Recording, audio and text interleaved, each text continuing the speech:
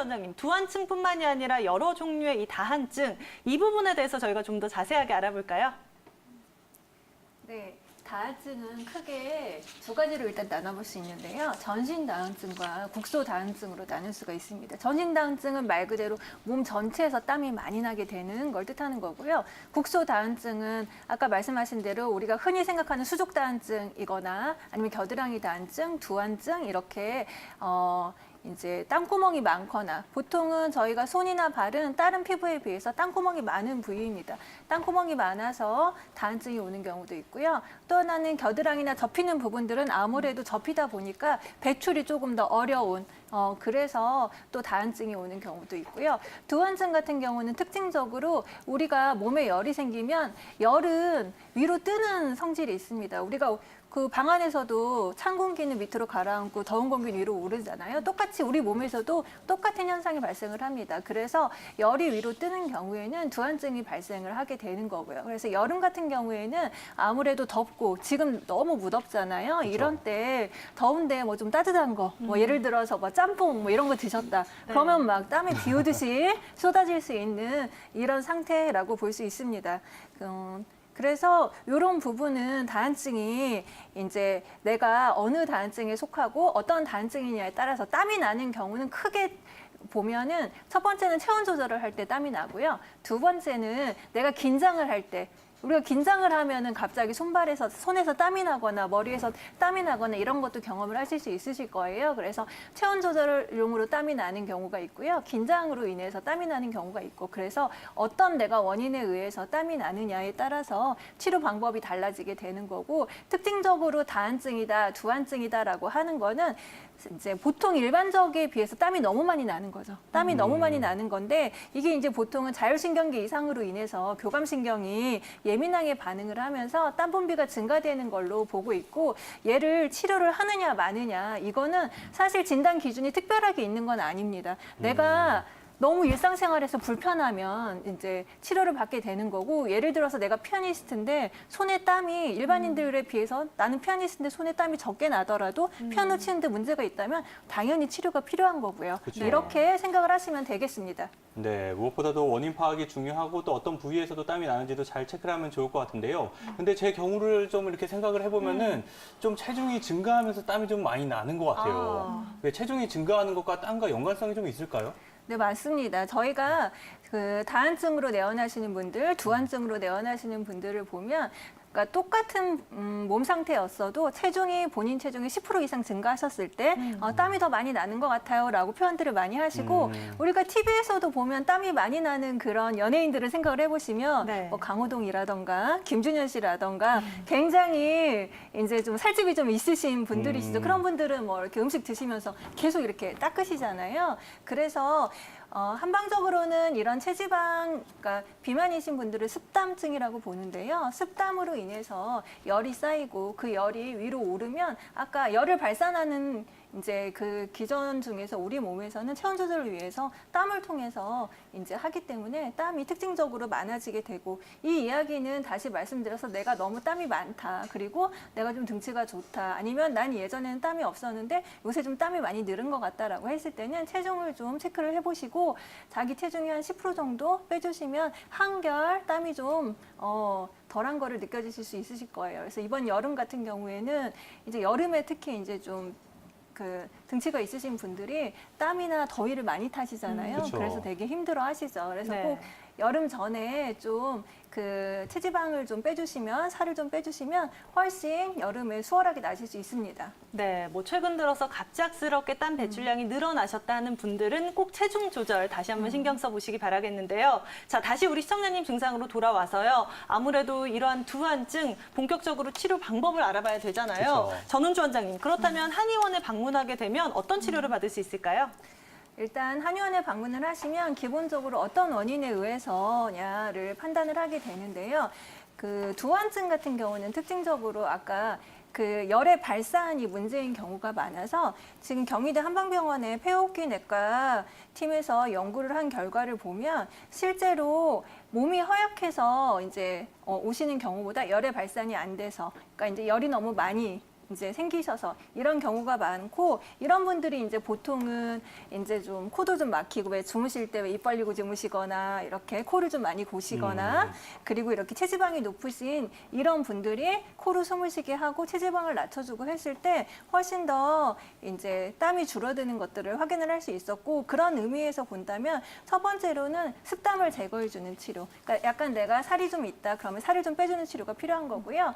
살이 좀 없으셔도 또 열이 좀 많으신 분들이 있어요. 타고난 열이 많으신 분들. 그런 분들은 이제 한 방으로는 위열이나 대장열이 많은 걸로 보는 건데요. 그런 위열이나 대장열을 꺼주는 이런 치료를 하게 되고요. 그리고 세 번째는 아까 이제 갱년기를 맞으시고 나서 하신 것처럼 사실적으로 이제 기운이 좀 허해져서, 그러니까 이제 나이가 드셔서 오시는 분들 같은 경우에는 뭐 신허, 기허라고 저희가 표현을 하는데요. 이런 분들 같은 경우에는 사실 보신해주고 보기해주고 이런 치료가 필요하게 됩니다. 그래서 누구나 땀이 많이 난다고 해서 열을 꺼주는 치료가 필요한 건 아니에요. 음호화동 같은 경우는 아까 양태규 원장님이 말씀하신 음호화동이라고 하는 거는 사실은 연못에 물이 많을 때는 거기에 물고기들이 그냥 잘 이렇게 해엄물 잘 칠 수 있잖아요. 근데 물이 너무 줄면 어때요? 물고기들이 파닥파닥 할 수밖에 그쵸. 없잖아요. 네. 그런 병리기 때문에 실질적으로 물을 더 많이 부어줘야 되는 거지 거기에 열을 꺼준다고 해서 좋아지는 치료는 아니거든요. 그래서 그렇게 해서 보통은 이런 제가 방금 말씀드린 열을 꺼주고 뭐 보기해주고 보신해주고 이런 치료는 한약을 통해서 치료하는 경우가 많고요. 이런 이제 근본적인 목표가 열을 꺼주고 자율신경 조절 기능을 정상화하는 데 초점을 두는데, 침 치료는 자율신경 기능을 정상화하는 데 도움이 많이 됩니다. 그래서 크게 치료를 한다면 한약과 침 치료로 대별될 수 있다고 생각하고, 가까운 한의원에 대원을 하시면 거기에 맞춰서 진료를 보고 하시면 되겠습니다. 네, 이렇게 원인이나 상황에 따라서 다른 치료 방법들이 동원된다는 점 잘 기억하시면 좋을 것 같은데요. 이런 치료 방법 외에도 평상시에 먹는 음식들도 굉장히 중요할 것 같은데 네. 우리 시청자분처럼 두한증 때문에 고생하시는 분들을 위한 도움되는 식품들 어떤 것들이 있을까요? 아무래도 이제 여름에 나오는 저희 제철 과일이나 채소나 이런 것들이 많은 도움이 됩니다. 토마토나 포도나 오이, 연근, 메밀, 녹두 이런 것들이 기본적으로는 내 몸에 수분을 보충해주고, 그러니까 땀이 나면 일단은 땀이 나면 수분이 많이 나가게 된 거니까요. 수분을 보충을 해주고 또 열을 꺼주는 그런 효과가 있고요. 그래서 땀샘을 조절해주는 이런 효과들이 다 같이 있는 것들이기 때문에 지금 많이들 드실 수 있는 거니까, 특히 뭐 토마토나 뭐 오이나 이런 것들, 연근, 메밀 뭐 다 드셔도 살도 안 찌는 음식들이고요. 건강에 좋은 음식들이니까 많이 드시면 좋겠습니다. 네, 토마토부터 포도, 오이, 연근, 메밀, 녹두까지 이 두한증에 도움이 될 수 있는 식품들 평상시에 꾸준하게 복용해 보시기 바라겠고요. 아니 근데 요즘같이 정말 무더위가 이렇게 몸을 지치게 만들 때 그쵸. 나도 모르게 뭐 차가운 커피에 손이 가 있고 또 맞아요. 탄산음료를 찾으시는 얼음물을 분들도 찾게 굉장히 되고, 많잖아요. 근데 이렇게 뭐 카페인이나 탄산음료 몸에 좋지 않다는 거는 뭐 저뿐만이 아니라 우리 시청자 여러분들도 다 아실 것 같은데, 그렇다면 전은주 원장님, 이런 음료들 말고 좀 마셨을 때 도움이 될 수 있는 대용 음료들, 뭐 다른 차 같은 건 없을까요? 네. 한의사들은 여름에 오미자 너무 좋아합니다. 여름에, 오미자요? 네. 오미자 차가 좋고요. 오미자 같은 경우에는 영조 대왕 같은 경우에는 그분도 굉장히 등치가 크시고 기골이 장대하신 분이시잖아요. 그래서 여름에 항상 오미자차를 이렇게 360, 여름뿐만이 아니라 365일 계속 드셨다고 합니다. 그래서 이제 오미자 같은 경우는 근데 이거를 이렇게 차로 끓여서 드시잖아요. 그러면 너무 떫은 맛이 심해져서, 오미자는 어르신들은 다 아시겠지만 찬물에 담가서 우려내서 그렇게 시원하게 마십니다. 그래서 오미자가 굉장히 좋고, 그다음에 환기 같은 경우에는 사실은 땀이 많이 난다는 거는 이제 땅구멍이 열렸다 닫혔다 하면서 땅구멍이 너무 많이 열려 있으면 안 되는 거거든요. 그래서 환기 같은 경우에는 땅구멍을 닫아줄 수 있는 기운을 나게 해서 땅구멍을 닫아줄 수 있게 하는데 도움이 많이 되기 때문에 저희가 삼계탕에도 여름에 환기 넣어서 먹는 이유가 그런 원인이거든요. 그래서 환기차도 되게 좋고, 환기 하나만으로 드시기가 조금 맛이 없으실 것 같다 이러시면 오미자랑 같이 섞어서 드시면 더 좋습니다. 마찬가지로 산수유 역시도 이제 보신해주고 보관해주면서 드셨을 때 도움이 많이 되고요. 또 하나는 칡도 저기에는 빠져 있지만 칡즙이나 칡차도 역시 칡이 그 상체에 뜬 열을 잡아주는데 굉장히 좋은 약재입니다. 한방에서는 갈근이라고 하는데요. 그래서 칡차나 칡즙을 드시면 상체 열도 꺼주면서 갈증도 해소가 되고 해서 두한증에 굉장히 도움이 많이 됩니다. 네, 이렇게 산수유차, 환기차, 오미제차가 두한증에 도움이 될 수 있다고 하니까요. 잘 참고하시면 좋을 것 같은데요. 저는 두한증 이야기를 하다 보니까 좀 네. 궁금한 점이 생겼어요. 어떤 거요? 아무래도 두한증이 또 나중에 이게 악화되고 지속되다 보면은 탈모에 영향을 미치지 않을까. 요즘에 그럴 수도 있겠네요. 탈모 때문에 고생하시는 분들 굉장히 많으시잖아요. 두한증이 탈모에도 영향을 미칠 수 있을까요?